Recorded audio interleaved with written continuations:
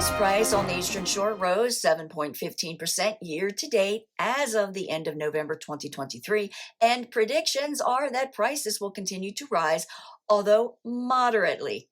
It's Friday, December 29th, 2023. This is the Maryland Eastern Shore Report. I'm Kimberly Barton, broker owner of Kinetic Realty, Maryland's indie boutique brokerage.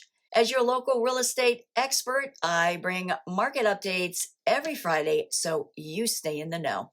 Be sure to subscribe and let me know what you want to know. Whispers are that the Fed intends to roll back rates that hit the highest point in 22 years as a result of their 11 rate hikes over the past year and a half. The mortgage industry is hopeful that rates will back off and settle around the 6 to 6.5% rates. This is good for buyers and sellers looking to move. There are 1,350 homes for sale on the shore, reflecting another slight drop. 53 properties are coming soon for sale.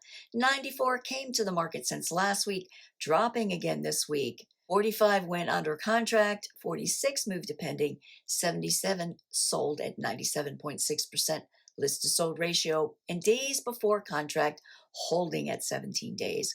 The highest priced home to sell over the past week was in Ocean City for $2,400,000.